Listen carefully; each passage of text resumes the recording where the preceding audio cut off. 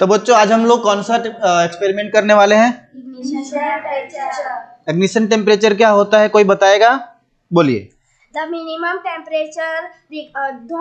temperature that is required to start cause the combustion. Okay, तो यहाँ पे इन्होंने बताया कि ऐसा एक मिनिमम टेम्परेचर जिसमें हम क्या कर सकते हैं, किसी भी थिंग को क्या कर सके, बर्न करवा सके या फिर उसका कंबशन करवा सके, है ना।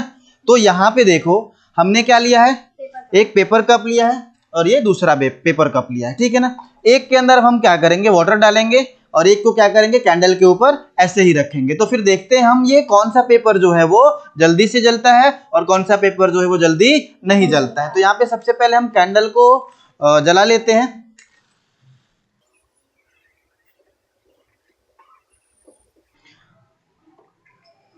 तो यहाँ पे देखो हमने दोनों कैंडल को यहाँ पे जला लिया है। ओके, अब देखो एक पेपर कप में हम क्या करेंगे, थोड़ा सा वाटर डालेंगे और दूसरे पेपर कप को हम क्या करेंगे, बिना वाटर के इसके ऊपर रखेंगे, है ना।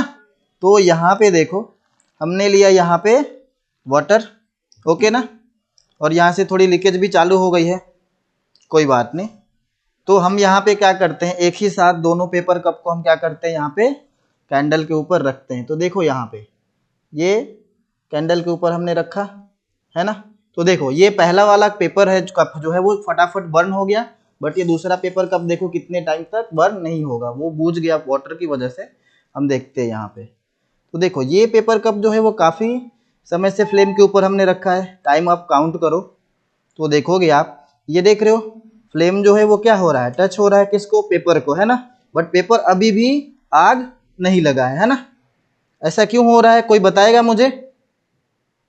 नहीं बताएगा? चलो मैं बताता हूँ। देखो जैसे हमने क्या किया, यहाँ पे पेपर कप को जिसमें वाटर है फ्लेम के ऊपर रखा, तो जो फ्लेम का हीट जो है ना वो कौन एब्जॉर्ब कर रहा है, वाटर एब्जॉर्ब कर रहा है। तो जो पेपर है वो क्या हो रहा है, उसके इग्निशन टेम्परेचर तक नहीं पहुंच पा रहा है और इसकी वजह से वो पेपर क्या हो रहा है, जल नहीं जा रहा है। लेकिन जब खाली पेपर था उस केस में हमने क्या देखा कि जैसे हमने पेपर को रखा उसके इग्निशन टेम्परेचर को वो रीच कर गया और वो वहां पे क्या हो गया, जल गया, है ना। तो यहाँ पे देखो काफी देर से यहाँ पे आप देख सकते हो कि काफी टाइम से हमने क्या किया, यहाँ पे पेपर कप को आग के ऊपर रखा है ना, फ्लेम के ऊपर, बट फिर भी ये स्टिल क्या है, जल नहीं रहा है। देख लो ये पेपर आप देखोगे ध्यान से तो इधर से क्या हो गया, पूरी तरीके से ब्लैक पड़ गया, है ना, ब्लैक पड़ गया, बट फिर भी क्या हो रहा है, यहाँ पे ये जल नहीं रहा है। अभी देखो यहाँ पे हम टाइम लेते हैं, देखते हैं कितना समय लगता है इसको जलने में, है ना।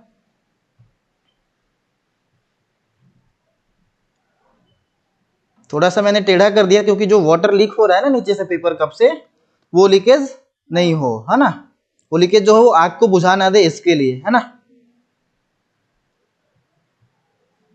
काफी इंटरेस्टिंग लग रहा है आप लोग को देखने में, है ना, क्योंकि देखो एक इसी के साथ का इसका जो साथ में हमने कप बनाया था वो कप जो है वो अभी यहाँ पे क्या हो गया है, राख बन के पड़ा है बाजू में। पर ये वाटर जो है ये क्या कर रहा है, इस कप को जलने ही नहीं दे रहा है ना। अब आप यहाँ पे टच करके वाटर को अगर थोड़े टाइम और हम हीट करते हैं तो हम देखेंगे कि यहाँ पे वाटर से क्या निकलेगा, वेपर भी निकल सकता है ना। ज्यादा हीट होगा तो वेपर निकलने लगेगा, है ना। ये तो जल ही नहीं रहा है यार। हाँ, तो इग्निशन टेम्परेचर समझ गए आप? Okay, very good. तो देखो सब लोग को समझ में आया ना? ओके,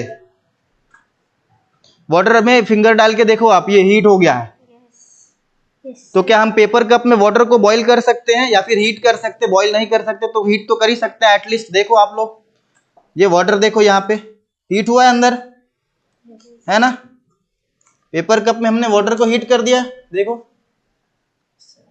देखो स्टिल लगी। अगर हम यहाँ पे इसको फ्लेम के ऊपर डालें तो भी ये क्या हो रहा है, जल ही नहीं रहा है, जल ही नहीं रहा है ना।